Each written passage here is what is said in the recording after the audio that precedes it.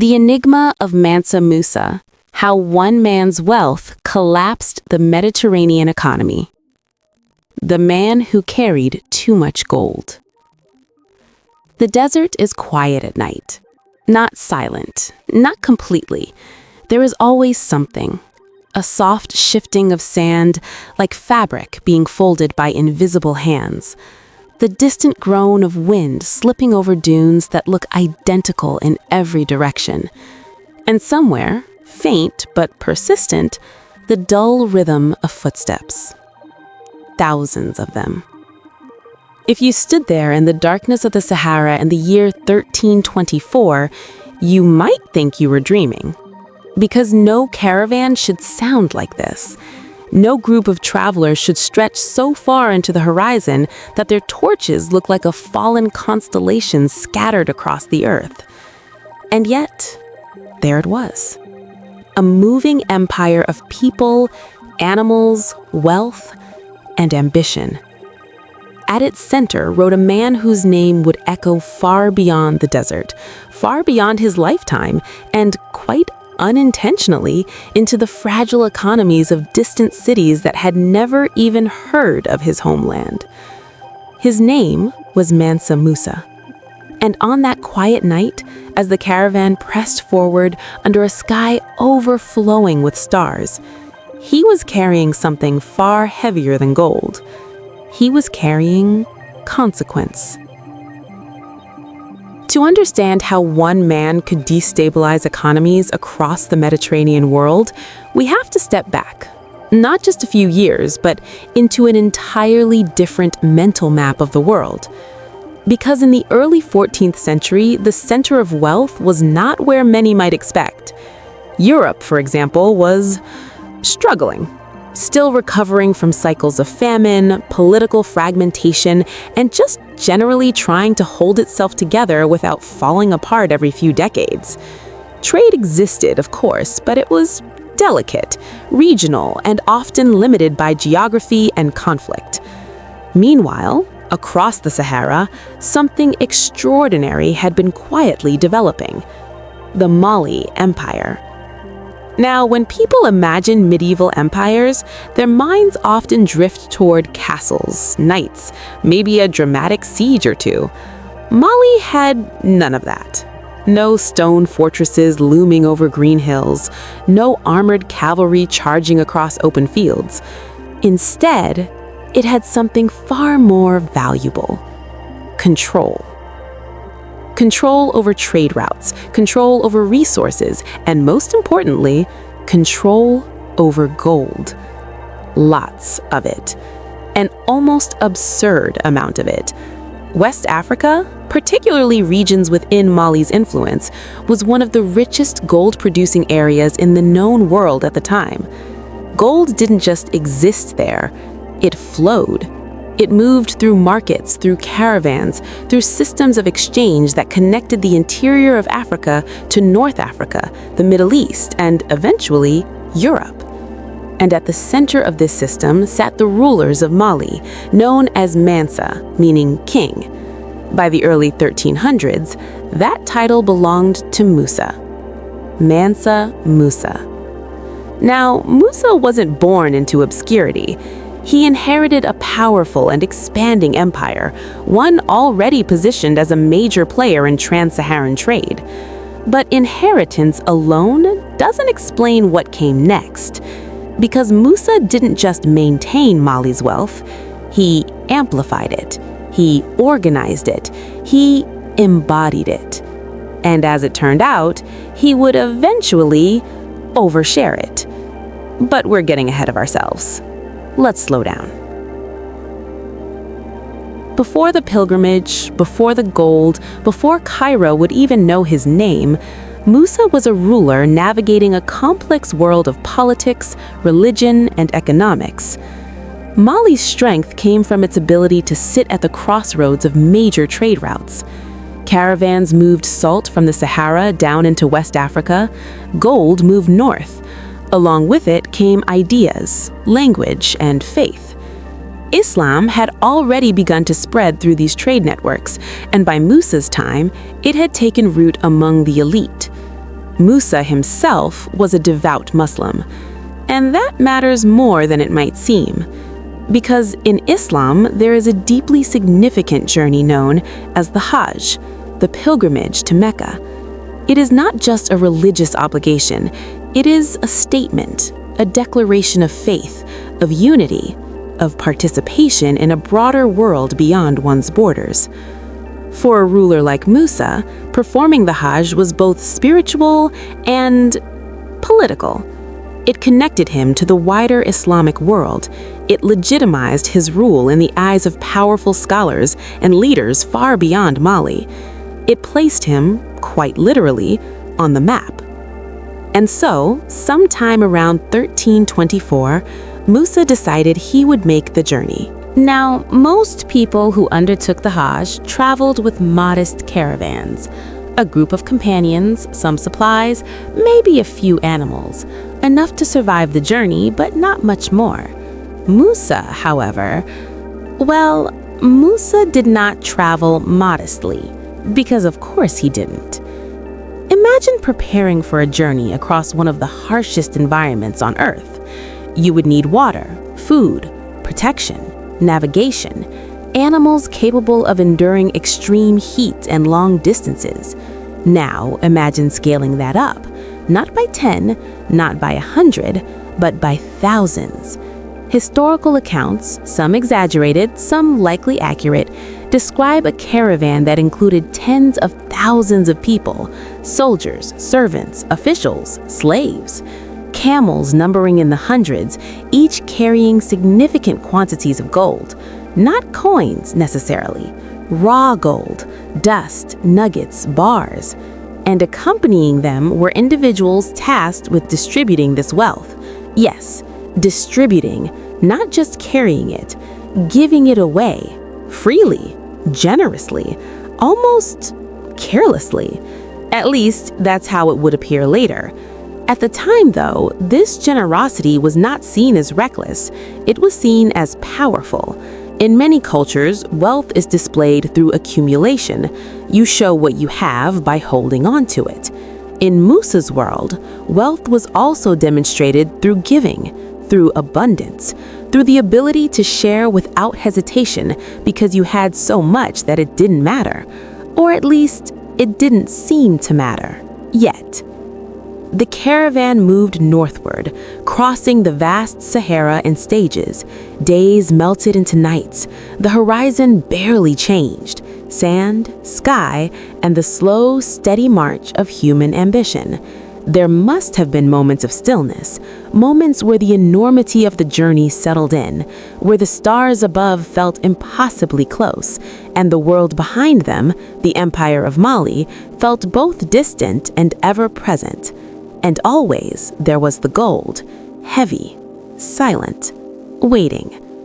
Eventually, after weeks, perhaps months of travel, the caravan approached one of the most important cities in the Islamic world at the time, Cairo, a city alive with trade, culture, scholarship, and movement, markets overflowing with goods from across continents, merchants negotiating prices in crowded streets, scholars debating theology and science in shaded courtyards. Cairo was not unfamiliar with wealth, but it had never seen anything like this, not even close. And as Mansa Musa entered the city, the balance of that world began to shift.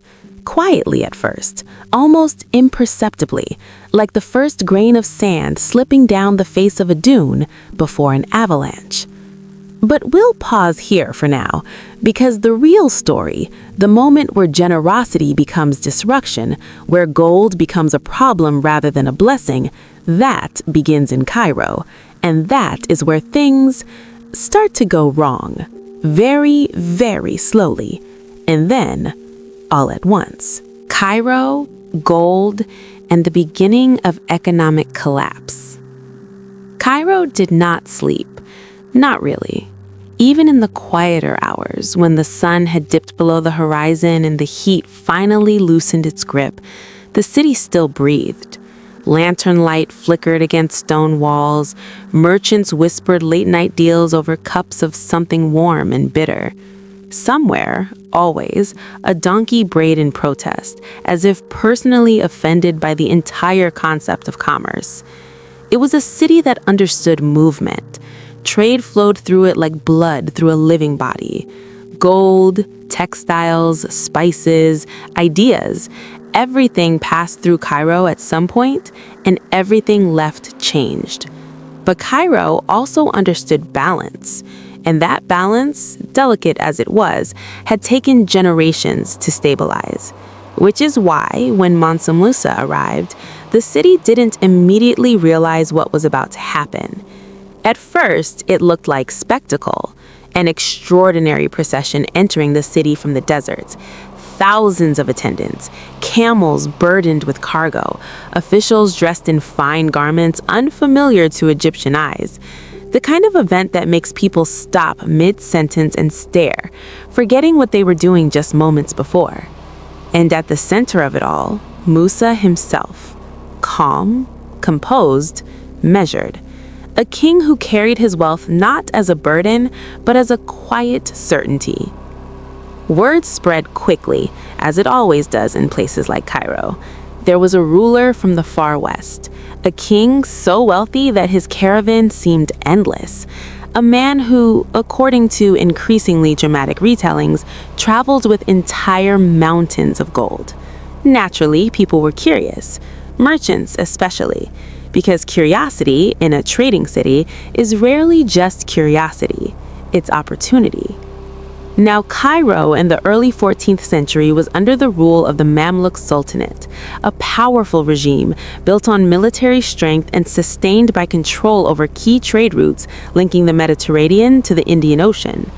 At its head during Mansa's visit was Sultan al-Nasir Muhammad, a man who was no stranger to wealth or power, but even he, for all his experience, was about to encounter something unusual.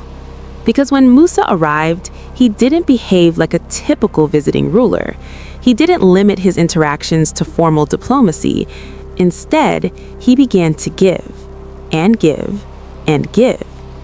It started, as these things often do, with gestures of goodwill. Gifts to the Sultan, generous offerings to officials, donations to mosques, acts of charity to the poor. All entirely expected, even admirable. But then, it didn't stop. Musa's generosity extended far beyond what Cairo's economy was accustomed to absorbing. Gold was handed out not just in ceremonial exchanges, but in everyday interactions. Servants distributed it. Members of the caravan spent it freely in markets. Alms were given in quantities that, to local observers, seemed almost surreal. Imagine walking through a marketplace and seeing gold change hands so casually that it begins to feel ordinary. At first, this felt like prosperity, a sudden influx of wealth, more money in circulation, more spending, more opportunity. Merchants were delighted. Why wouldn't they be? Business was booming. Prices rose slightly, but that was expected when demand increased. People had more to spend, so goods became more valuable. Everything seemed better for a moment. Because here's the thing about gold. It only works as a store of value if it's scarce. And in Cairo, very suddenly, it wasn't. The problem didn't announce itself immediately. There was no dramatic collapse, no sudden panic in the streets. No one woke up one morning and declared, yes, the economy is now broken. It was quieter than that, more subtle. Prices began to creep upward. At first, it was small things, food, cloth, everyday goods. Merchants adjusted their prices to reflect the increased flow of gold. After all, if customers had more money, why not charge a little more? Perfectly reasonable, perfectly logical, and completely dangerous. Because the more gold Musa distributed, the more its relative value declined. What had once been rare became common. Not worthless by any means, but less powerful than before. And the market responded, as markets always do. There's a strange psychological shift that happens when abundance replaces scarcity. People begin to expect it. They adjust their behavior, their pricing, their sense of what things should cost. And once that adjustment happens, it's very difficult to reverse. Cairo was experiencing this shift in real time, without realizing it. Meanwhile, Musa continued. His intentions, by all accounts, were sincere. He wasn't trying to manipulate the economy. He wasn't attempting to destabilize anything. He was being generous, pious, impressive. Because in his world, giving wealth elevated your status. It demonstrated power, faith, and legitimacy. And to be fair, it worked. News of his generosity spread rapidly. Scholars took note, leaders took note, traders took note. The image of Mali transformed almost overnight from a distant, vaguely understood land into something far more tangible, a place of immense wealth, a kingdom worth paying attention to.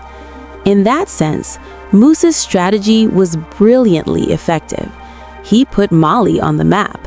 He connected his empire to the broader Islamic world in a way that would have lasting cultural and intellectual consequences.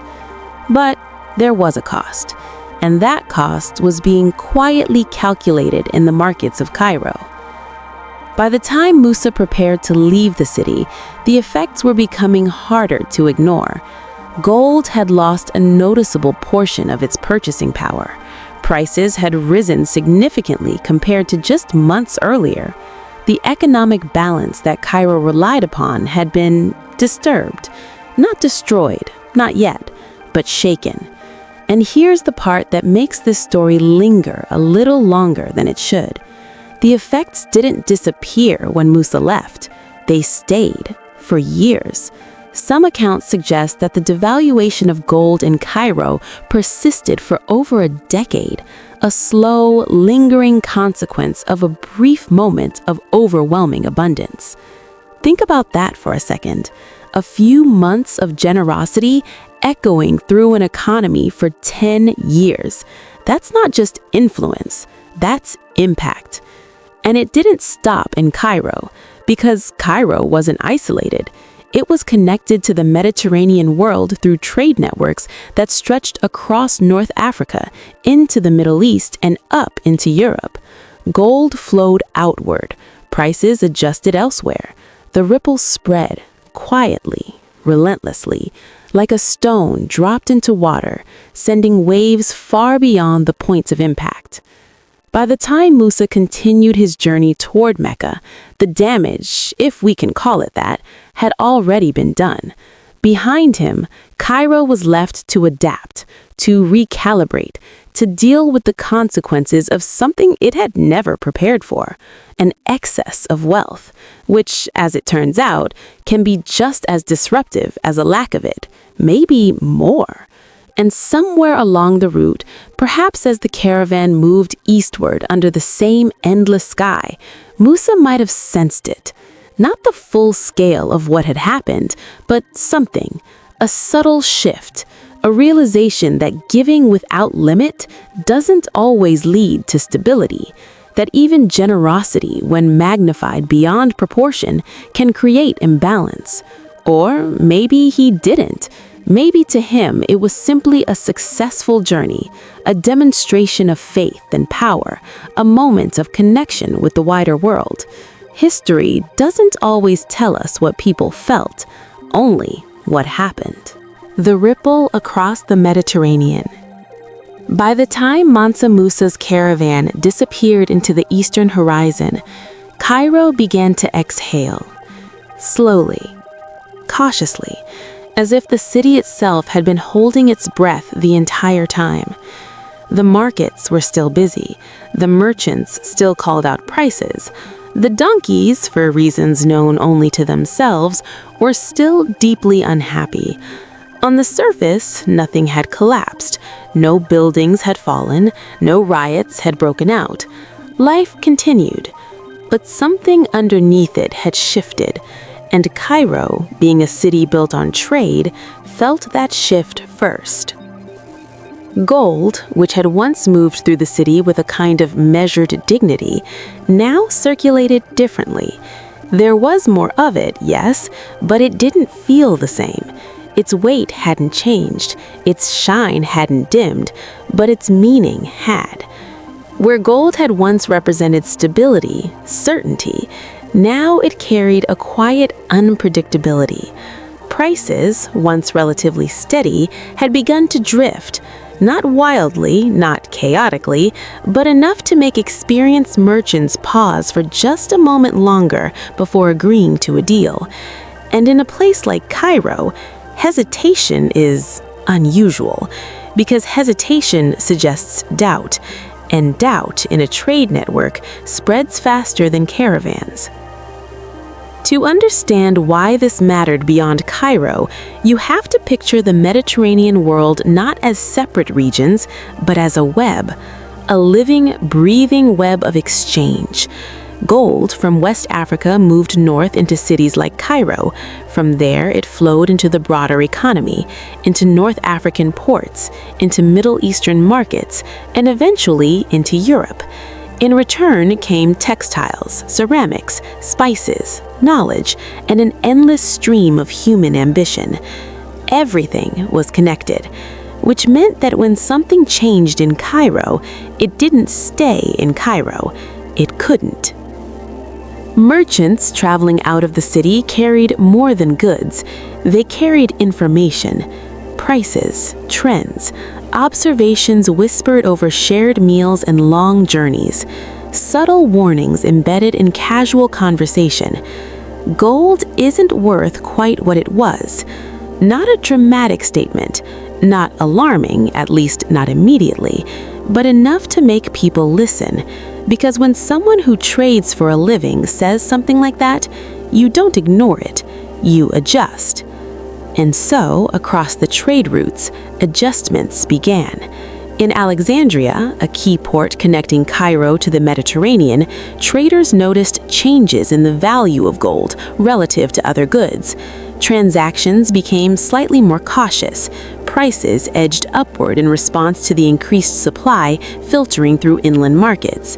Ships leaving the port carried these changes with them, northward, westward, out into a world that had no idea why things felt slightly off. In cities along the Mediterranean coast, places where trade was the lifeblood of daily existence, merchants began to notice patterns they couldn't quite explain. Gold, though still valuable, didn't command the same exchange rates it once had. Goods priced in gold seemed inconsistent, sometimes higher, sometimes fluctuating in ways that didn't match local supply or demand. And when markets behave unpredictably, people become cautious. Caution slows trade. Slower trade changes economies. Quietly, gradually, but undeniably. Now, it's important to pause here just for a moment and acknowledge something. This wasn't a collapse in the way modern audiences might imagine. There were no stock markets crashing overnight, no sudden economic freefall. Medieval economies didn't work like that. They were slower, more organic, more patient, which means their disruptions were also slower, like a long, low wave instead of a sudden storm. But that doesn't make them any less significant. In fact, in some ways, it makes them more enduring. Back in Cairo, the consequences were becoming harder to ignore. Gold had been devalued by Musa's generosity to such an extent that it affected everything tied to it, which in a gold-based economy was almost everything. Prices remained elevated. Attempts to stabilize the market proved difficult. After all, you can't simply remove gold from circulation once it's been distributed. It doesn't politely return itself to some central vault. It stays. It moves. It continues to influence. And so the city adapted, because cities always do. But adaptation comes with cost. Merchants who had benefited during Musa's stay, those who had sold goods at higher prices, who had received generous payments, now faced a different reality. Their profits, while impressive at the time, were tied to a temporary surge. And when that surge faded, the market didn't return neatly to its previous state. It lingered somewhere in between, unbalanced, uncertain. Further along the trade routes, the ripple effect continued. In North African markets, shifts in gold value altered trade dynamics. Transactions that once felt predictable now required renegotiation. Trust, a critical component of long-distance trade, had to be recalibrated. And trust, once shaken, is not easily restored, even slightly. In parts of Europe, where gold from Africa eventually made its way through complex networks of exchange, the effects were more subtle, but still present. European economies at the time relied heavily on precious metals, but they were already dealing with their own internal challenges: population pressures, agricultural limitations, and the ever-present unpredictability of politics. The additional instability introduced through fluctuating gold values didn't cause collapse on its own, but it added strain, like an extra weight placed on an already fragile structure, not enough to break it immediately, but enough to matter. And all of this, every price shift, every cautious negotiation, every moment of hesitation, traced back in some small way to that single journey across the desert, to one man, one decision, one display of wealth so immense that it overwhelmed the systems designed to contain it. There's something almost paradoxical about it. Musa's intention was to elevate his empire, to connect, to give, to demonstrate the abundance of Mali in a way that the world could not ignore, and he succeeded, completely. Mali's reputation soared, its wealth became legendary. Maps began to include it with greater detail. Scholars wrote about it, traders sought it out. But in doing so, he also revealed a fundamental truth about economies. They are not just systems of wealth, they are systems of balance. And balance, once disrupted, doesn't simply snap back into place. It shifts, it compensates, it adapts in ways that are often unpredictable. As the years passed, the immediate memory of Musa's visit began to fade into something almost mythological. Stories grew, details blurred, numbers became exaggerated, or perhaps in some cases, finally honest. It's hard to say, but the impact remained, lingering in prices, in trade patterns, in the quiet caution of merchants who had learned, perhaps for the first time, that too much wealth arriving too quickly could be a problem. And somewhere, far to the west, in the heart of Mali, Musa continued to rule. The gold still flowed. The empire still thrived. From his perspective, the journey had been a success, and in many ways it was. But the wider world was still adjusting, still recalibrating, still dealing with the echo of something that had passed through it like a storm made of gold. Because the strange thing about economic consequences is that they rarely end where they begin.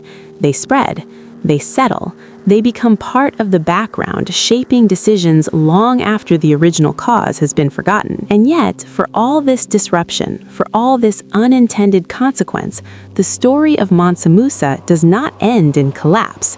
It doesn't end in failure. In fact, in many ways, it leads to something else entirely, something quieter, something more lasting. Because when Musa returned home, he didn't just bring back stories. He brought back ideas, people, ambitions that would reshape Mali in ways far more enduring than gold ever could. Timbuktu, knowledge, and the quiet power of legacy. When Mansa Musa returned to Mali, the desert did something it always does. It erased his footprints. Not literally, of course, though the Sahara is quite efficient at that. Give it a few hours, maybe a day, and even the largest caravan can vanish without a trace. Sand shifts, wind moves, the path disappears.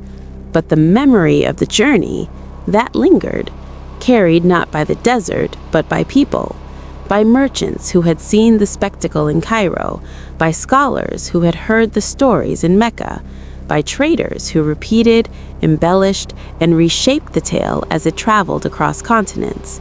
And back in Mali, those stories returned home with Musa. Only now, they came with something new: expectation. because Musa was no longer just a powerful ruler of a wealthy empire. He was known, recognized across the Islamic world as a king of immense resources, yes, but also as a participant in a shared cultural and religious sphere. A man who had walked the same sacred paths, stood in the same holy places, spoken with the same scholars as rulers and thinkers from far beyond West Africa. And once you step into that wider world, you don't come back unchanged. You can't. Mali, before Musa's journey, was already impressive. Its wealth was real, its influence significant. But much of that power was internal, or at least regionally understood. After the pilgrimage, Musa saw something larger. Cities like Cairo and Mecca were not just wealthy, they were centers of knowledge, places where ideas were collected, debated, recorded, where scholars shaped not just religion, but science, law, and philosophy. And Musa, having seen this, made a decision. He would bring that world to Mali, because of course he would. The transformation did not happen overnight. Empires rarely change that quickly, no matter how ambitious their rulers might be. But slowly, deliberately, Musa began to reshape Mali's cultural and intellectual landscape. At the center of this transformation stood a city whose name would eventually become almost legendary: Timbuktu. Now, Timbuktu already existed before Musa's reign. It was a trading post, strategically located near the Niger River, connected to the same trans-Saharan routes that had made Mali wealthy in the first place. But under Musa, Timbuktu became something more, much more. Imagine the city in its early days. Dusty streets lined with traders and travelers, caravans arriving with salt, textiles, manuscripts, the air filled with the constant hum of exchange, goods, languages, ideas. Now imagine that same city evolving. Mosques arising from the earth, their architecture blending local traditions with influences from North Africa. Scholars arriving from distant lands, drawn by the promise of patronage and the reputation of a ruler who valued knowledge as much as gold. Books. So many books. Because in this world, books were not just objects, they were treasures, carried across deserts, copied by hand, preserved with care. Entire fortunes could be measured not just in gold, but in manuscripts. And Musa began to collect them, encourage them, fund them. One of the most enduring images of this transformation is the construction of great learning centers, such as the Sankore Mosque, which gradually evolved into something resembling a university. Not in the modern sense, of course, no formal campuses or structured degrees, but a place where scholars gathered to teach and learn, where theology met mathematics, where astronomy, law, and literature intertwined in long, slow conversations that stretched late into the night. It's almost peaceful to imagine. Quiet courtyards, the soft rustle of pages, the low murmur of voices discussing ideas that would outlast empires. And at the center of it all, Musa's vision. There's something deeply ironic about this phase of his life. The same man who had unintentionally disrupted economies through overwhelming generosity now invested his wealth into something far less volatile: knowledge. And knowledge, unlike gold, does not lose value when shared. It multiplies. But of course, even this transformation was not without complexity. Mali's rise as a center of learning and culture depended on the same trade networks that had carried Musa's gold across the desert. The empire remained deeply connected to the broader economic systems of the region, and those systems were still adjusting, still recovering, still echoing with the consequences of that famous pilgrimage. Back in Cairo and beyond, the effects of Musa's visit had not entirely faded. Markets had stabilized somewhat, yes, but the memory lingered. The caution remained. Traders remembered what had happened when too much gold entered circulation too quickly, and that memory influenced behavior, prices, expectations. Even years later, the ripple had not fully disappeared. It had simply become part of the background. Meanwhile, in Mali, Musa's investments began to reshape the empire's identity. It was no longer just a source of gold. It was a place of learning, of culture, of intellectual exchange. Scholars from across the Islamic world traveled to Timbuktu, bringing with them texts, ideas, and perspectives that enriched the city's growing reputation. And in return, Mali contributed its own voice to that conversation, a voice that had, until then, been largely unheard on the global stage. It's tempting to see this as a kind of balance, as if Musa's story neatly resolves itself. He disrupts economies and then builds institutions. He floods markets with gold and then invests in knowledge, a kind of historical symmetry that makes the narrative feel complete. But history rarely works that way, because while Musa's legacy in Mali was undeniably transformative, the wider world continued to change in ways far beyond his control. Trade routes shifted, empires rose and fell, new challenges emerged, and the delicate balance of the medieval economy remained, as always, fragile. Still, there is something worth pausing on here, because in the quiet courtyards of Timbuktu, far from the bustling markets of Cairo, a different kind of wealth was taking shape. Not something that could be weighed or counted, not something that could flood a market and lose its value, but something slower, deeper, more enduring. And perhaps, in those moments, in the shade of a mosque, listening to scholars debate under the vast African sky, Musa understood something he hadn't fully grasped before: that power is not just in what you give away, but in what you choose to build. The gold would always be part of his story. It's impossible to separate Mansa Musa from the image of unimaginable wealth carried across the desert. But it is not the whole story, not even close, because what he left behind in Mali would outlast the economic ripples of his generosity. Long after the market stabilized, long after the trade routes adjusted, long after the memory of that overwhelming caravan faded into legend, Timbuktu would remain, quietly, patiently, holding knowledge like a different kind of treasure. And yet, even this is not the end, because every legacy, no matter how carefully built, exists within the flow of time, and time, as it tends to do, would eventually test everything Musa had created. The weight of time and the quiet fading of gold. Time moves differently in empires. Slow enough that no one notices the change while it's happening, and then suddenly, fast enough that everything feels distant, like a memory you're not entirely sure belongs to you.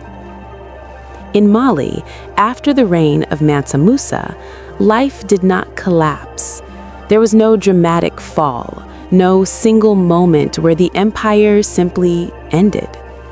Instead, there was continuity. Successors took the throne. Trade continued to flow along the familiar routes of the Sahara. Gold still moved north, salt still moved south. Timbuktu still hummed with quiet scholarship, its courtyards filled with voices reciting, debating, preserving. From the outside, it might have looked like nothing had changed, but time, as it tends to do, was already at work. Musa had been exceptional, and that, oddly enough, can be a problem. Because when an empire is shaped so strongly by one individual, his vision, his decisions, his personality, it becomes difficult for those who follow to replicate that balance. Some rulers maintained stability, others less so. The delicate system that Musa had navigated between wealth and restraint, generosity and control, expansion and preservation began to drift. Not all at once, just slightly, enough to matter. Trade routes, the lifelines of Mali's prosperity, are never permanent. They depend on security, on trust, on geography that behaves itself, which it rarely does forever. Over time, shifts began. New routes emerged. Old ones became less reliable. Political changes in North Africa and beyond altered the dynamics of exchange. What had once been a steady flow of goods and wealth became less predictable. And when trade slows, even a wealthy empire begins to feel it. Quietly at first, then more clearly. Meanwhile, beyond the deserts and rivers of West Africa, the wider world was also changing. The Mediterranean economy, which had once absorbed the shock of Musa's gold, had long since adapted. Markets stabilized, new balances were found. The memory of that sudden flood of wealth became less immediate, more anecdotal. A story merchants told each other, a warning, perhaps, or just an odd historical footnote. Did you hear about the king who gave away so much gold he made it worthless? It almost sounds like a parable, the kind of story that feels too neat to be entirely real. And yet, it was. Back in Timbuktu, the libraries still stood. Manuscripts still lined their shelves. Scholars still gathered, their voices low and steady in the warm air. Knowledge continued to accumulate, layer upon layer, like sand settling into dunes. This was Musa's quieter legacy, the one that didn't glitter, the one that didn't disrupt markets or reshape trade routes overnight, but the one that endured for a time. Because even knowledge, as powerful as it is, exists within the world, and the world does not stand still. Political instability crept into the region, external pressures increased, rival powers rose, control over key territories weakened. The Mali Empire did not vanish, but it changed, fragmented, slowly. Its influence, once stretching wide across West Africa, began to contract. Not dramatically, just enough. Always just enough. And this is where the story becomes less about one man and more about something larger. Because Mansa Musa's wealth, that unimaginable, almost mythical abundance, did not disappear. Gold doesn't simply cease to exist. It moves. It circulates. It becomes part of systems far beyond its origin. The same gold that once passed through Cairo, altering prices and unsettling markets, continued its journey through the Mediterranean world.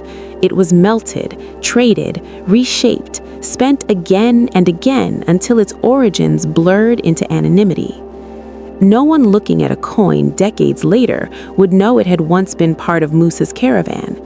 No one would feel the weight of that journey in their hands. And yet, in a way, it was still there. A quiet trace, a lingering presence. There's something almost poetic about that the most visible part of Musa's legacy, his gold, became the least personal over time, while the less visible part, his investment in knowledge, in culture, in connection, remained tied to a place, to a memory, to a story. History, when viewed from a distance, has a way of simplifying things. It turns complex lives into single ideas. Mansa Musa becomes the richest man in history. The pilgrimage becomes the journey that caused inflation. Clean, memorable, easy to repeat. But the reality is softer, more complicated, more human. Because Musa was not trying to collapse economies, he was not attempting to reshape the Mediterranean world through financial disruption. He was, quite simply, a man acting within the logic of his time, a ruler demonstrating power through generosity, a believer fulfilling a sacred obligation, a king stepping onto a global stage and making sure he would be seen. And seen he was, perhaps a little too clearly. There's a quiet lesson here, though it doesn't announce itself loudly. Wealth, in any era, is not just about possession. It's about context, about timing, about scale. Too little, and you struggle. Too much, in the wrong moment, in the wrong place, and even abundance can become instability. It's a strange paradox, one that feels almost unfair, but history rarely concerns itself with fairness. And so, as the centuries pass, Mansa Musa remains. Not physically, of course, but in the stories, in the maps that began to include Mali with a little more detail, in the accounts of travelers who tried, and often failed, to accurately describe the scale of his wealth, in the quiet reputation of Timbuktu as a center of learning, long after the empire itself had begun to fade. If you return in your mind to that desert at the beginning, the night, the wind, the endless procession of lights stretching across the horizon, it's easy to focus on the gold, the camels, the sheer scale of it all. But maybe the more interesting question is this: what remains after the caravan has passed? The footprints are gone, the sand has shifted, the sound has faded, but something always lingers. An imbalance in a market, a manuscript in a library, a story told centuries later in a quiet voice to someone who is half listening, half drifting into sleep. And maybe that's the real legacy of Mansa Musa, not just the wealth, not just the disruption, but the reminder that even the grandest gestures, the ones that seem so certain, so powerful in the moment, move through a world that is constantly adjusting, constantly responding, constantly reshaping itself around what we do.